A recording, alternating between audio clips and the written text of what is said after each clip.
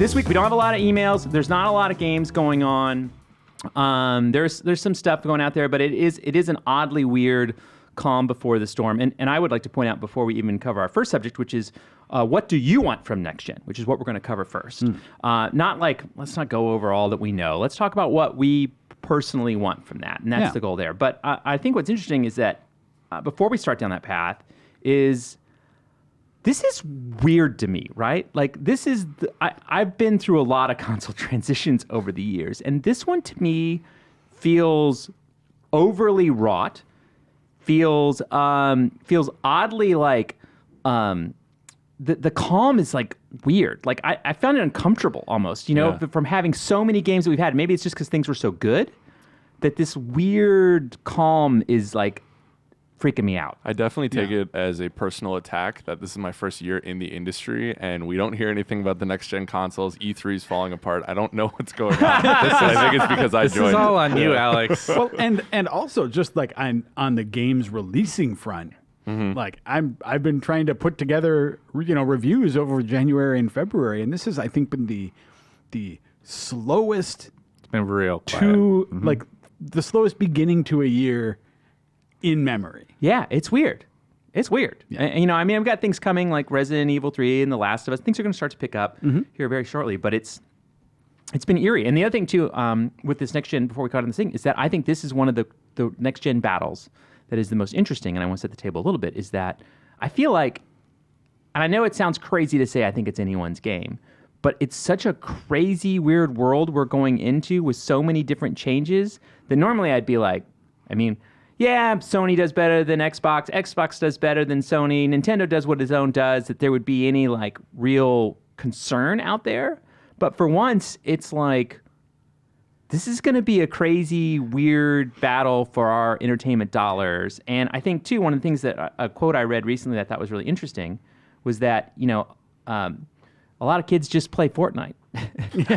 Do you know what I mean? That like the next generation of players are really into like games that are like services, right? And They like play a game. And play a game and only play that game and aren't playing a lot of different things. That it's just those games are a lot more prevalent when it was just like back in the old day when it was just wow. So it's just a different world, right? Across the board. And I think that makes it a little certainly interesting, but a little scary. I think you're seeing these companies like having to make really big bets on future dynamics of the way people are going to play games and the way people are going to buy games and download games. Like all that stuff is very much in a moment of transition and a moment, admittedly, that's stretched across many years. For sure. But it feels like the final way that stuff is going to fall out has not yet been determined. And so you have people like higher ups at Microsoft and Sony who are like, well, I don't know, let's streaming?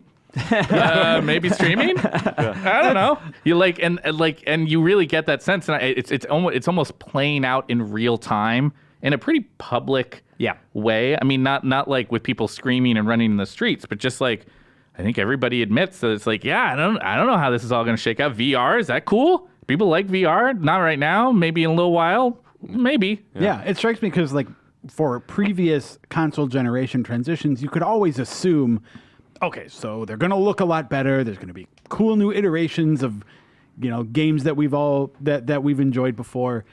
But I think as we are sort of approaching, I don't know what you'd say, the sort of asymptote of like where things are going to grow. You can't take all of that stuff for granted, all of these next steps. So you're in that place of just wondering which directions companies are going to grow and beyond that. I think about that all, and I guess it's attributed to Henry Ford, but I don't think he actually said it. That quote about what is it? If I'd asked people what they wanted, they would have said faster horses. Yeah. And to talk about Miller's point of transition, I think we're definitely there. And what's exciting is seeing what like the big companies what answers to that they come up with. Yeah, right. Yeah, for sure. Yeah, I mean, I think it's interesting. Like, I think you talk about that same thing, you bring up VR, which I know gets, a lot of times people are really pretty negative about it. But I mean, we've seen a lot of games do 1 million units in VR. And I was actually talking to Jason Rubin, who's running Facebook games as a group, and I'm like, how many other? He goes like, like they weren't telling me yet, but I'm like 7, 8, and he's like, I think the number is really growing as far as like success stories there, and I think that says that it's not just some like passing fad, but it's certainly not mainstream yet, right? And I think streaming is something that like Amazon, Google, Microsoft are all in that game, and they want to have games reach more people, like mobile did. Where in the past, I think consoles were like, yeah, we're not PC. We're console. You play it on your couch. That's what it is. And like that definition is not that simple anymore. Yeah. And scary. So so previously we've been getting faster horses, and now people are making a bunch of different cars. Well, to your point, I mean, like, think about how much in previous generations there was talk around disc formats and like, oh man, this CD is going to let you do this, or this DVD is going to like hold this much, or this Blu-ray is going to. How much have you heard that kind of conversation recently? Not at all. It's just not a thing. That's the faster. It's a faster horse, right? It's what people thought they wanted, but it's all gone to hard drives, right? Like and download speeds and accounting. Have for you that, heard how right? fast my hard drive is? Yeah, exactly. It's solid state, baby. It's real fast. Solid state. Solid state. Super fast. Sweet solid state. Which I think we'll all enjoy. I think when that Definitely. comes around, I think we'll be Actually, happy that's what about that. SSD stands for, sweet drive. Sweet drive. It's a technical hyphen? term. Yeah. So what do you guys want? I mean, I think there's a lot of like software that can influence how we live in our world. I think the platforms themselves, we're gonna get a lot of flippity flops, some teras. We're gonna get some gigas. We're gonna get some of those. I mean, I think they're all kind of essentially kind of smaller PCs. You know what I mean? At this point, I mean, I'm not trying Can we to just like say that they're gonna be technically really cool and like. Yeah, I mean, like, by the way, I'm not dissing on them. The technology is important and cool, but like they become less relevant. And like we're gonna get cool boxes. What for you is gonna be like, this is what I wanted. This is where it's gonna go. I mean, we don't know everything yet, but what do you want? What do you want, Miller? What do you want? What do I want? I think one of the things that I am particularly interested in as a role-playing enthusiast and somebody who's always been interested in the potential of like interactive narrative, I think the frontiers for AI are very interesting to me.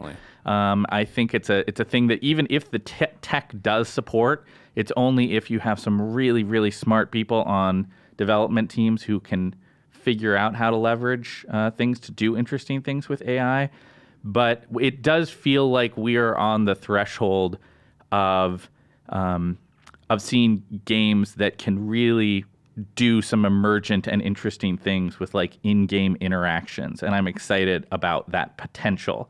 I'm not sure I've totally seen it happen yet in a real way.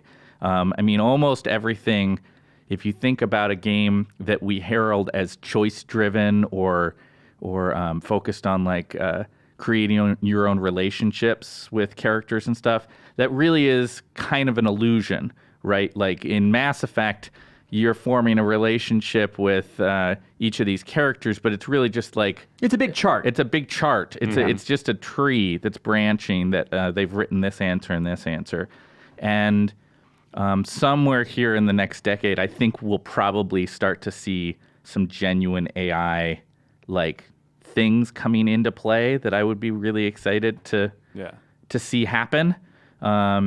Yeah, like the introduction of Alexa, Google Assistant. I mean, I'm dead serious. Like those kind of AIs into a game can create the stories that were always like, I want my own story. Yeah. Right? And I think they have that opportunity. I mean, obviously the technology's there and it's changed so much. Like if you just think about just the other day, you're like, you want me to talk to my phone? And like now the interactions are pretty crazy. People have made games on them and things like that. So I think you're right. In-game assistance, I think, before we ever get to the place where you're like, oh, here's a game where you form a friendship with this character and it's going back and forth. I would think that in-game assistant angle might be the first thing that happens, where literally you're like... Cortana shows up. Yeah, well, or you're doing things like, game move my health bar down to the left, right? And you're just sort of like that kind of like Next level there. Quick, because honestly, like, I don't think that's as hard as making a dynamic where an AI can respond and intelligently learn from you about your preferences and stuff. That's even further down the line. But nonetheless, all this stuff is, I think, on the horizon in some real ways. I thought you were talking more about, I was thinking about it more in terms of like an evolution of procedural generation or something that scratches that itch. I think there is that too. Again, it's sort of all encompassed under that that banner of talking about integration of intelligent emergent systems in games. It's ways to offer assistance to your user experience. It's also about interactions in game with characters and ways that characters can or systems in the game can respond emergently to the things that you're doing or that you're wanting or whatever. All that stuff remains sort of this tantalizing, out of reach dynamic right now, where again, it's mostly illusion right now. Very amusing illusions. I would actually argue that I think it's harder to be like, hey, I want you to move things around. I think the assistant would be great in that, like, hey, I'm stuck. Give me a video. Give me an answer. Like, I think that's super easy, right? Like, that's the easy, like pickable fruit. But like rearranging your game screen, that takes some. I think that takes more like built into that stuff. But I mean, we've seen people like generate 16 million fake humans based off data sets that they're like, these humans don't exist, and you look at them and they look like photos, and you go like, those all look like people, right? I cannot believe those are 16 million unique people, right? Yeah. And I think as they use those things to be like, hey, we've got these data sets, but you can, when they start to put personalities to them, like when they take like, it's not just Siri that you're talking to, that they're taking like, hey, I want to swashbuckler, give them a bunch of examples, give them a data set of different types of people that people create, and they can use those to create those characters in those worlds. And the way that they've used them to create these data sets for these people, I like that's where it starts to get really insane crazy when you use that AI in the data sets. And the other thing too is that like NVIDIA did a thing where they showed where you could just draw things on screen and it would be like, okay, that's a river. And like you would do like mountains and be like, that's and then mountains. it would make a beautiful river for and you. It would render it for you, right? And Sure. like those kind of things are kind of insane. And even at DICE, there was a talk from the people at Google that they talked about how, like they gave a reference to it that was interesting to Flight Simulator from Microsoft that you can, the whole world. Yeah. That game's like, if you haven't looked into that game, by the way, like whether you like flight sims or not, if you just want to have your mind blown a little bit about somebody who's doing something interesting, that flight sim game is wild. Yeah, it's next level. I mean, it's basically taken the data set that everyone's, like the van that drives down your street, everything like that, that's taken all these photos of the world, right, and created a usable world, because they don't have time. I mean, obviously, if you were a developer and you're like, I need to create Earth. Yeah, I mean, like that game's never coming out, right? But by using these assets, they were able to not by hand, right? Yeah. And they did this but it's at a very much like I'm flying over it kind of level. What they talked about was, how do we bring it down? Like, how do we teach the same thing that's making those 16 million different faces? How do we make it 16 different buildings? That like you're not spending all your time building your thing. You'd be like, I want my streets to look like this, and just like plop, like buildings and themes that come into place that go into those places. And we're actually going to have hardware that does a lot of these things, but it's interesting to think about how people could make games and use procedural to get past some of those struggles. Yeah. I mean, you procedural generation, as it has been in this generation, has made huge strides. But when you think about the earliest efforts for that, and even a lot of really good procedurally generated, like let's say dungeon crawlers today, you still have the dilemma of that sense that when you round a corner and you've been going down this whole line of corridors and then it just ends, and you're like, well, that's dumb. Like it feels wrong, right? When you extend that out to the entire world of like character development and world creation, way above and beyond just making a dungeon map, that's the challenge that's facing designers as they steer towards more meaningful procedural generation in the next generation. It's wild, but that's kind of what's on the horizon. Oh, it's totally crazy. And it's, you're also going to have a lot of dead end corridors. You are, yeah. Where things just don't feel, that's not right. Like, Yeah. that's not the way that city should look or the way that person should react. But they're going to try to start doing that stuff. Yeah, I think AI and procedural are like really, really big deals. And, one of my, I'm going to kind of answer one of my own questions here, just I think it fits in this little thing, is that one of the things I really want is I want games to be smarter.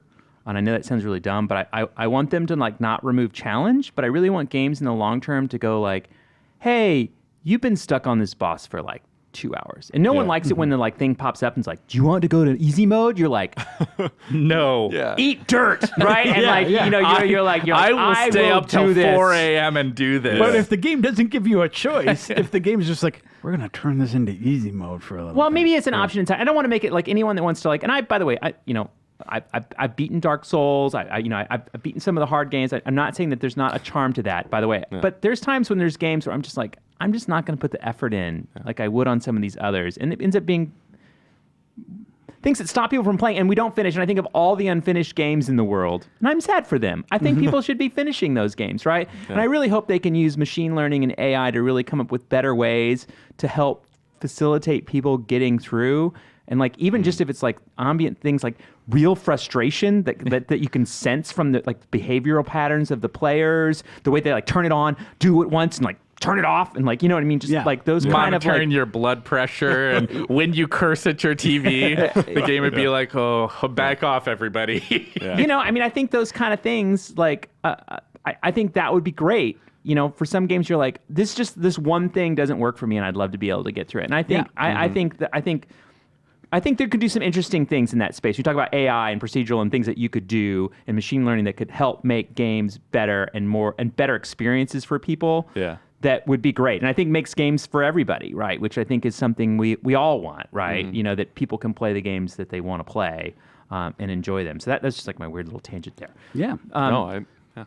So Joe, what do you want? For me, one of the big talking points of the next gen stuff is backwards compatibility. Yep. Mm-hmm. And I'm excited about that, but I'm really hoping that it is taken to a next level. That it's not just, hey, you can play PS4 games on PS5, or Microsoft is going to continue doing the bringing back a back catalog. I guess what I am hoping for, because it seems like Microsoft and Sony are both making moves in a direction to move a little more away from the discrete generations and a little more towards just like creating their brand as more like a consistent ecosystem, right? You can watch an old movie on Netflix, and you can watch a new movie on Netflix. Exactly, Yeah. Right? Exactly. Yeah. Or you look at something like PlayStation Now, which is like, oh, you can stream some old game, or play some old games, play some new games, things like that. What I am hoping this backwards compatibility to me, and maybe this is just because I'm old, but it means something like, oh, you like download an old game and you can play it. You put in an old disc and it can play it. But rather than that sort of like cherry picking approach to it, like I want to see just a vast majority of of previous generations available on those systems. Mm-hmm. So not just like, hey, you want to play Crimson Skies on Series X, as much as like, hey, a huge selection of Xbox One games, huge selection of 360, yeah. huge selection of original Xbox. Just like, I want them to really tap that well and make just tons of old games available. Yeah. There's always that problem with like licensing issues where they're like, it has a song in it or something like that like costs money. You know what I mean? To like keep and like have. But I definitely think I think you're right on. I think the services are gonna. They want to show. I mean, that's the one thing that Microsoft, Nintendo, and Sony have in this battle with these new kind of people to the game, is that they have these vast catalogs.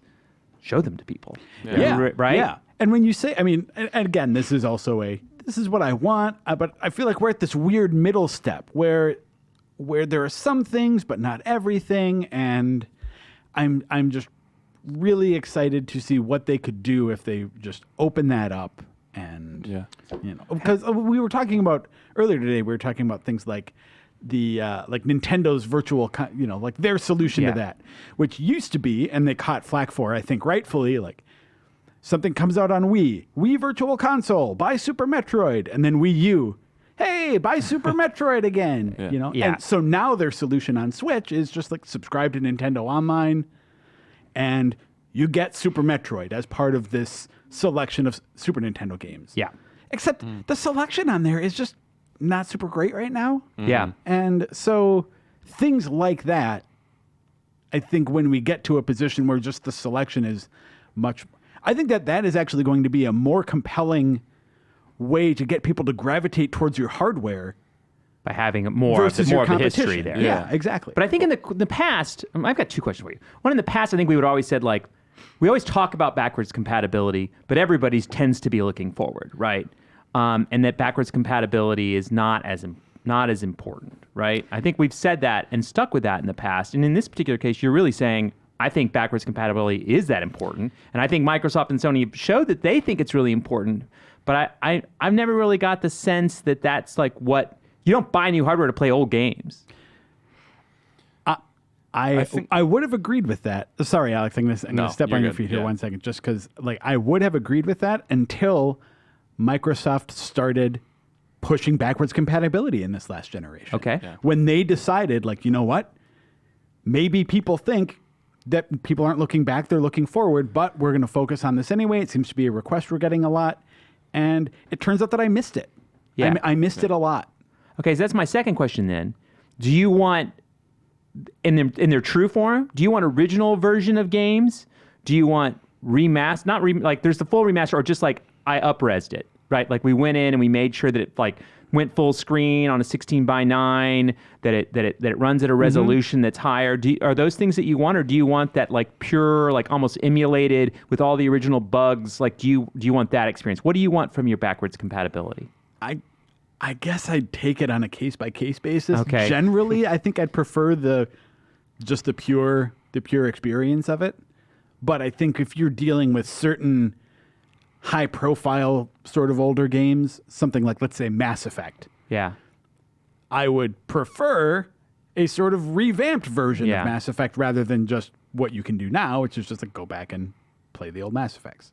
Gotcha. Yeah. But if it's just like I have a big catalog of old games that I own, it'd be nice to just like experience that for a lot more things. And one last point on that is, I think, too, what you talked about with Microsoft, and something we've talked about on the show before, is that, like, how are they going to solve for I own this game? Right? That if you buy, if I buy a game, like, let's say, I'm going to use Call of Duty. If I buy Call of Duty on PC, and I'm playing it, and then I buy a PlayStation, and I go to my PlayStation, and I'm like, I'm going to play Call of Duty. I have to buy Call of Duty again. Yeah. Right? Like, how are they going to solve for, once I own Call of Duty, I own Call of Duty. And obviously, I think the publishers, and I'm not trying to make them sound evil, by the way, but I mean, like, they like it when people buy 3 or 4 different copies of a game. Yep. Like, I mean, it's not bad for them, but, you know, in the future, convenience and that kind of single sign-on, because I think that's been an important change. Like, being able to cross-play with people has been a big change that's been really important. Yeah. And then, 2, being able to have, like, when I can play a game on one system, like, I think they just added that to Witcher 3, that you can play on your Switch, go home and continue your experience on Steam. See, I'd actually argue that the traditional understanding that a publisher would want people to spend that money a bunch of times might be wrong.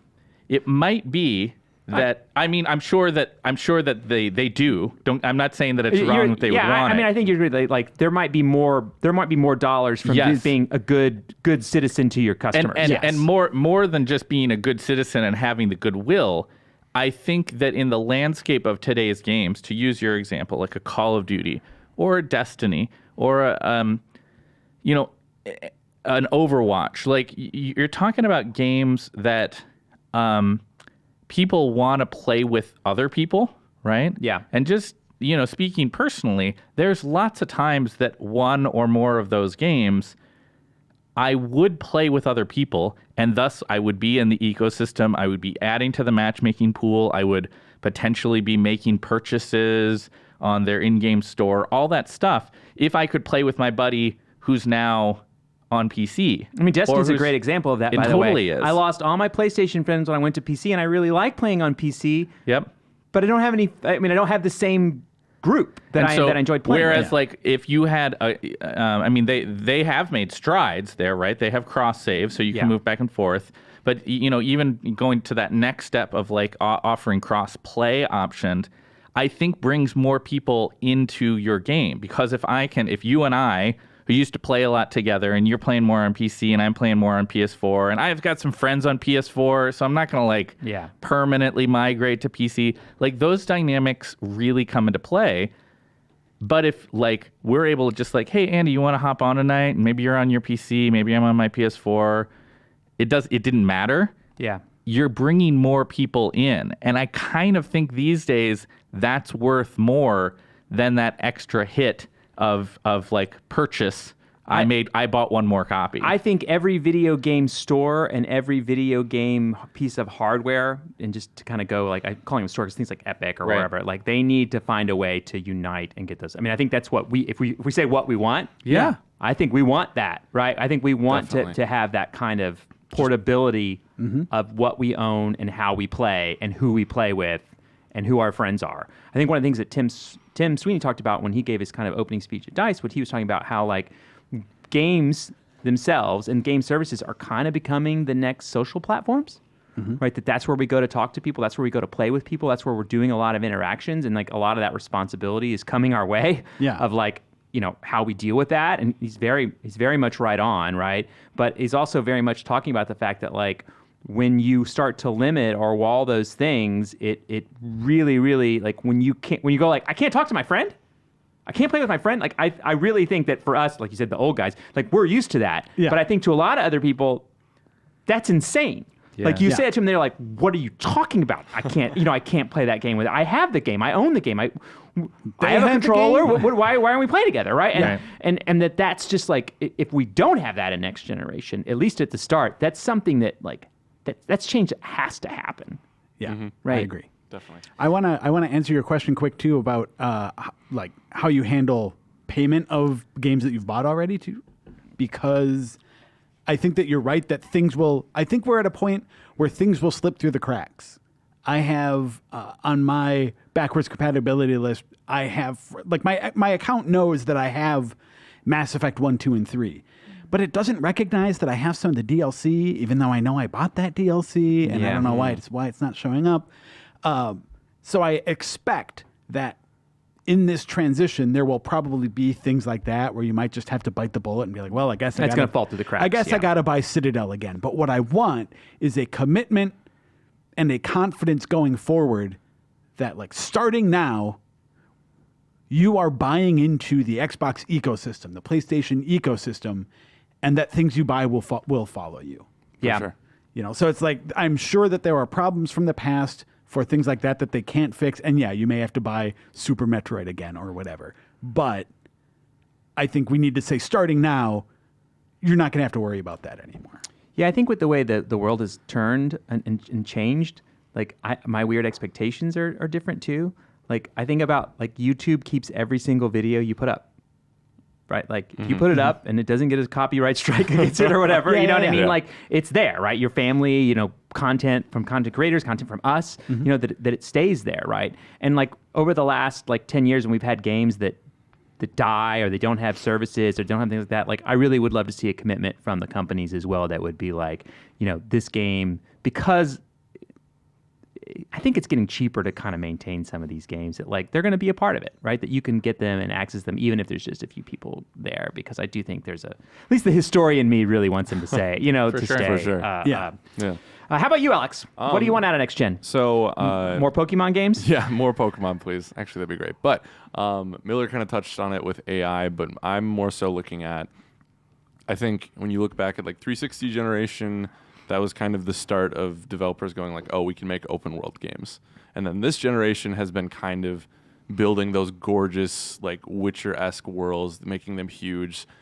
I want this next generation, I don't even love open world, but I want this next generation to perfect that. And I think by doing that means creating actual living worlds and like not just like breathtaking landscapes. It's more focused on how do we fill that, and that's with smart AI. That's with more, literally more people that don't do the same emote of like lovely day, of actually feeling like these worlds are alive. Because I think there's a lot of open world games this generation that everyone was like, this was great, but it didn't feel alive.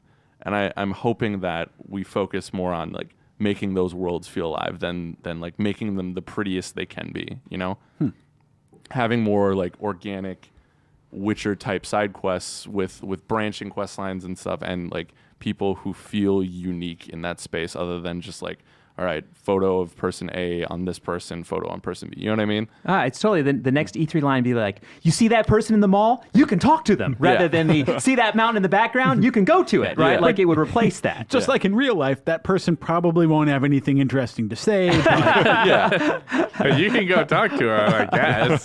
Yeah. I mean, there's certainly games on the horizon that are flirting with that, right? Like the new Watch Dogs is in a space that, like, what they've shown of it, if it's real, like if it really can do what it's saying it can do, which I think we have some evidence that it can. Yeah, it seems from like what they we've built seen some of it. interesting That seems to touch a little bit on what you're talking about, For sure. Alex. Yeah. And I agree. I mean, that part is as much an evolution as much as it is next gen, like part of next gen systems. A lot of that is just developers Getting having better. the time Yeah. and getting better at their craft, because I mean that creating an immersive space that isn't real is an art form. It's a very, very complicated and challenging one, especially when you have authorship over that space that you then let go of, right? It's not like that's always the fundamental interactive video game challenge. You don't have a dungeon master who's there to react to the crazy thing the player does, right? Again, like you said, it circles a little bit back to what I was talking about with AI. Yeah. And without that dungeon master there, things will inherently start to feel false and unreal because But I mean, I players think will do weird stuff. I think they're trying to make that DM. They by are. the way, I think And I think that's the point of Yep. those things is Yep. that there is going to be a superpower that rules over your game. You know what I Yeah. mean? That is part of that. That's kind of scary and weird, by the way, as well.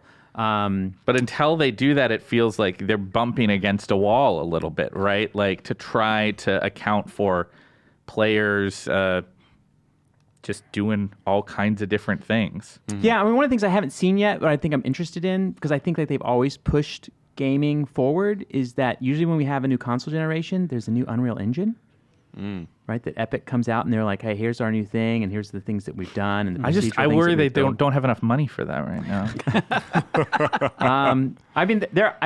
By the way, they're working on something, Yeah, right? yeah. And I think one of the interesting things is we look about, I think what streaming brings to this, which is interesting. And by the way, I think it raises all ships, is that like, I think they're going to try to build engines that work in like on super, like on giant bays of computers, Yeah, right? yeah. Not on one computer. And that doesn't just apply to like a data center that like a streaming platform uses, but can also apply to a platform that, say, the servers for WoW or the servers for your RPG that you dream of with the AI. That yes, you could have things that happen locally on your hardware or not. It doesn't really, like, those things don't matter. But if you make a crazy game that starts to put all those things in, I do think Unreal is going to have a play in that and have an important role in that as they build up not just like the next platform that makes games the way we know how to make games. I'm a big believer in this. I think the next leap is not one piece of hardware. It's how those... I got sold on this, PlayStation 3 forever ago when they were like, what if 100 PlayStation 3s work together? And I was like, right. yes! You know what I mean? Because there's not enough computing power on there to do all that work. Right. But as we start to get it moved around and start to mix those two things up, you know what I mean? I think we can get some interesting results that really push gaming in new and fascinating directions like we're talking about here. For sure. The last thing I'll say real quick is this isn't something that's like paramount to me, but with you guys were talking about actually streaming games, I'm wondering how deep Microsoft and Sony go into like Twitch streaming and YouTube streaming, and I wonder how much they implement in their boxes. Like I wonder with these new ones, are you going to be able to basically stream out of the box, like, do game capture from there? Your Mixer streaming, thank you. Yeah, Mixer streaming. Excuse me. Oh man, yeah.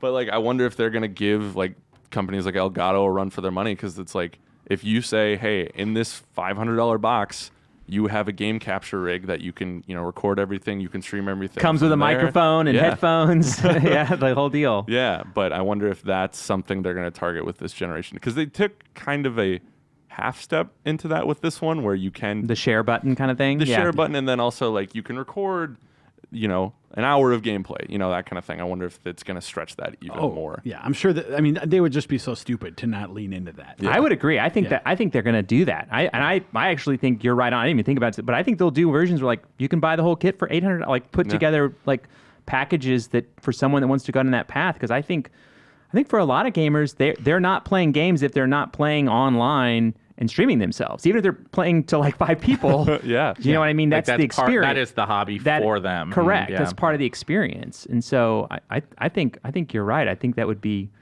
I think that's going to be a big part of it. For sure. I would think. Yeah. And it would be great to have things like just plug and play, or to use another thing, have my AI go, hey, could you put something over my chat there? Can you do this? Yeah. Hey, Oh, that'd be great. Yeah. As far as like having those interacting things that you do with the community when you're running those things would be great. Yeah. Before we move on, I also wrote down just a little list of like nitpicks about the current Yeah. generation Yeah, that I let's really hear it. want fixed. Yeah. I'll keep it What quick. really grinds Joe's gears. I hate that I cannot directly customize my home screens on yeah. things like Xbox. I hate that I am a paid subscriber to these services, and yet I'm still seeing ads splashed all over the place. Oh yeah. Yeah. So let me like move that around. Let me move my games. Like it just doesn't give me enough freedom to just like have when I turn on my console, the screen that I'm looking at is exactly what I want to be. More looking at. customization. Yeah, so I want that. I think it's ridiculous that my universal remote does not work on my PS4, but it does work on my 360. But my headset that works on my PS4, I can't just plug that in, my wireless like Bluetooth headset, I can't just plug that into my Xbox and have it work. Hey, Joe, you're asking for a future that just will never exist. I'm That's just like, literally impossible. like Universal? No. I just do not understand. I mean, I understand why they don't work, but I also don't understand. Like at this point, there are just certain standards about the way things function, and like it's both like Xbox and Microsoft, or Xbox and PlayStation would just, I think, do better to be a good citizen and just be like, look, we're going to let these things sort of play together in a way that they didn't. They can before. put together a standard that Nintendo will ignore. Yeah, that would be great. I also want the consoles to not sound like jet engines when they're taking off. That's asking a lot. Yeah. They just get so loud. Yeah. Anyway, that's My PC gets loud too. You know what I mean? Like, you got to cool those things off, man. They're doing some computations, yeah, okay. making your worlds pretty. Yeah. Ones and zeros. You know what else? I think that Would they you like some need- candy, sir? No, Feel like- can I get you a drink? I feel will like be- we're in McDonald's at like 9:30 in the morning and two old guys talking about life. Okay, here's my last one. I think some developers are good about this, but I want at the hardware owner level to require, like I want Sony, I want Microsoft, I want Nintendo to require that like games have controller remapping. So you can just make any button do whatever you want it to do, which is still, they've made strides in that, I think, especially from like an accessibility standpoint. But there's more to be made. But there's more to be made. Yes. I think they need to do that. And every game needs to have a quick save option where you just like press start, press a button to save, get back into it. None of this like PlayStation, like pull up this, save this file, select which one you want. Now saving system data. Yeah. How about this? I've got. You just brought up one of my things that drives me crazy. Like, and this is just games. I'm not even. I actually don't even want your level of request is like next level to what my request is. I hate it that sometimes when you go to a game and you like hit quit and it's like any unsaved progress will be lost, and I'm like, there's no option to save before I leave. Do you know what I mean? Yeah. When you're like, Yeah. when was the last time that little icon in the corner? Like, change the wording to just be like, you have recently saved X, or this is where you're at. Or Yeah. we are That's a saving good your idea. game right Yeah. now. Yes, Thank because you for I'm playing. sitting there going like, do I quit? Do I not quit? What do I lose? What's going away? I don't know what's going on. Like I'm full of anxiety, but literally it freaks me out all the time. You know what some games do that I love is that like they just always, when you press start, they always have a like time since last save. Yep. Or time since last checkpoint. So if you look at it and it's like 10 seconds, you're like, okay, I'm good. And if it's like 20 minutes, whoa. Yeah. I mean, like I said, we're not even at that point, and like we need some of that. I would love to see that. Okay, old man Juba's done complaining. Yeah. Well, that was a good complaining round. Thanks everybody. I think there's a lot more that we want and like to talk about. And obviously, if you have any ideas, please put them in the comments. We'd love to hear what you have to say. Or send them to podcast@gameinformer.com. Oh, thank you, Joe. I really appreciate good, Joe. that. And I'm I'm here to also in the realm of housekeeping. Since we did, I think, had a pretty good subject, though I was a little boring. Let me put in some comedy. Farts are funny. All right. Two. Good, yes. Yeah, that's always Correct. good. Yeah. All right. Then 2 is that like remember to subscribe and join up. We appreciate it. It's helpful for us and getting this show out there. So Tell a friend. tell a friend. Do all those things. You know, get alerts. Let us annoy you. But so most you can- importantly, farts are funny. The segment you just watched and hopefully enjoyed was taken from the Game Informer Show, brought to you by the editors behind Game Informer magazine. The show releases every Thursday, so we would love it if you would subscribe to our YouTube channel or visit us on GameInformer.com to join in the conversation and take part in our GI community. Thanks for watching.